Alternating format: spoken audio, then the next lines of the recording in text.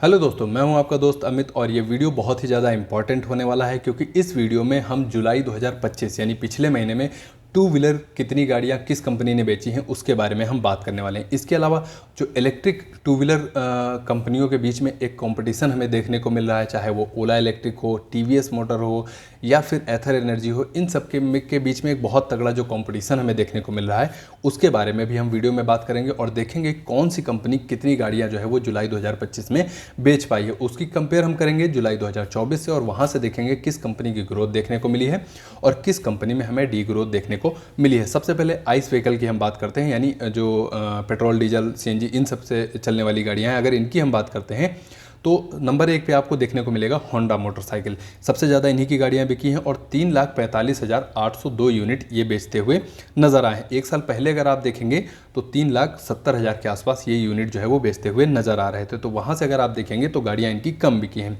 इसके अलावा अगली कंपनी का नाम लेने से पहले मैं एक आपको बताना चाहूँगा इसके बारे में अपडेट। ये जो मैं आपको जानकारी दे रहा हूँ ये एक फाडा की रिसर्च रिपोर्ट है, उससे मैं आपको ये जानकारी दे रहा हूँ।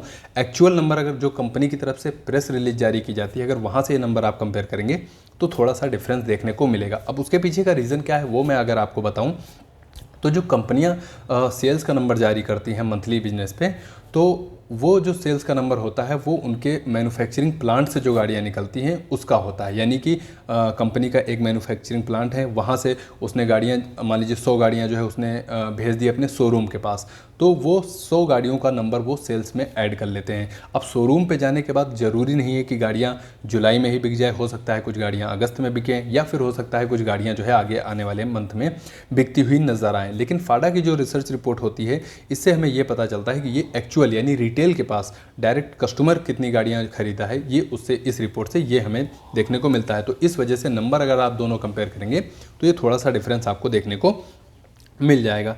तो सबसे पहले होंडा की अगर हम बात करें, हमने बता ही दिया आपके बारे में। दूसरे नंबर पे हीरो मोटोकॉर्प हमें देखने को मिलता है।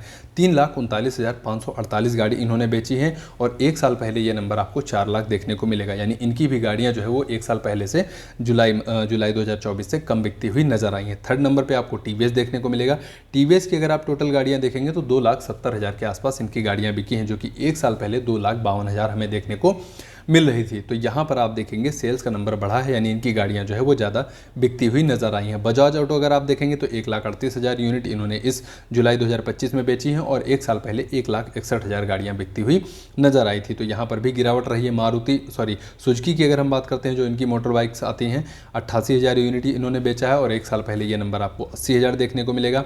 रॉयल इनफील्ड की अगर हम बात करते हैं तो 67,561 यूनिट जुलाई 2025 में टोटल बिकती हुई नज़र आई हैं और एक साल पहले ये आपको नंबर 58,685 यूनिट देखने को मिलेगा। तो इस बार रॉयल इनफील्ड की गाड़ियां भी ज़्यादा आप देखेंगे, रॉयल इनफील्ड ज़्यादा निकलती हुई नज़र आई है। तो ये कुछ आइस व्हीकल का था। अब इलेक्ट्रिक की अगर हम बात करते हैं तो इलेक्ट्रिक गाड़ियों में आप देखेंगे बहुत ज़्यादा कंपटीशन हमें देखने को मिल रहा है। इलेक्ट्रिक में अगर आप देखेंगे कौन सी कंपनी आगे है तो यहाँ पर आपको टीवीएस देखने को मिलेगी और इस जुलाई 2025 में 22,242 यूनिट इन्होंने गाड़ियाँ जो है वो बेची हैं और ग्रोथ अगर एक साल पहले से कंपेयर करेंगे तो 14.5% की ग्रोथ देखने को मिली है, क्योंकि एक साल पहले 19,417 यूनिट इन्होंने बेची थी। दूसरे नंबर पर बजाज की चेतक आपको देखने को मिलेगी, 19,669 यूनिट इन्होंने बेची है और एक साल पहले 17,642 पर यह नंबर हमें देखने को मिल रहा था। यानी यहाँ पर भी आप जाएंगे तो ईयरली बेसिस पे 11.5% की ग्रोथ देखने को मिली है। थर्ड नंबर पे अगर आप देखेंगे तो यहाँ पर ओला इलेक्ट्रिक का नंबर आता है। अब ओला इलेक्ट्रिक के वाई ऑन वाई नंबर बहुत ज़्यादा खराब देखने को मिलेंगे, क्योंकि एक साल पहले यानी जुलाई 2024 में अगर आप देखेंगे तो 41,597 यूनिट इन्होंने अपनी बेची थी और इस बार अगर आप देखेंगे यानी जुलाई 2025 में तो ये नंबर आपको 17,850 यूनिट का देखने को मिलेगा। यानी गिरावट अगर आप देखेंगे तो 55% से ऊपर यानी 57% की गिरावट देखने को मिली है। ओला इलेक्ट्रिक के केस में बहुत सारी दिक्कतें चल रही थी, लेकिन इस जो लेटेस्ट Q1 के नंबर आए हैं यहाँ से ऐसा लगता है कि नंबर्स थोड़ा सुधार आगे आने वाले क्वार्टर में देखने को मिलेगा। इसके अलावा कंपनी की जो प्रेस रिलीज या कॉन्फ्रेंस कॉल थी वहाँ पर भी कंपनी ने फ्यूचर का जो बिजनेस है उसको लेकर काफ़ी पॉजिटिव इनपुट्स जो है वो दिए हैं। चौथे नंबर पे बात करेंगे एथर एनर्जी के बारे में। अब ओला इलेक्ट्रिक और एथर के बीच में बहुत टफ कंपटीशन हमें देखने को मिला है, क्योंकि दोनों कंपनियों की अगर आप मार्केट कैप देखेंगे तो लगभग मार्केट कैप थोड़ा सा 4,000 का मेरे हिसाब से अंतर है।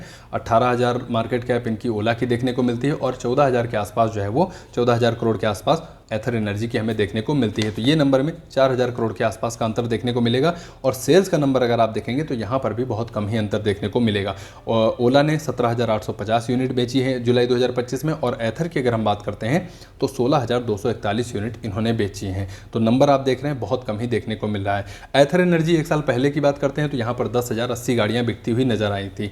तो यहाँ पर भी अगर आप ग्रोथ देखेंगे तो 61% की ग्रोथ हमें यहाँ पर भी देखने को मिली है। जहाँ पर ओला की गिरावट 57% रही है, वहीं एथर की ग्रोथ भी 61% हमें देखने को मिली है। हीरो की वीडा की अगर हम बात करते हैं तो यहाँ पर भी नंबर आपको डबल देखने को मिलेगा।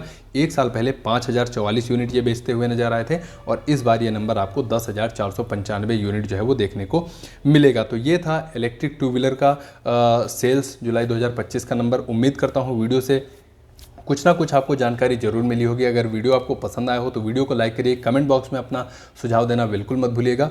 बाकी चैनल को आप जरूर सब्सक्राइब करके रखिए। आपके कीमती समय के लिए आपका बहुत बहुत धन्यवाद।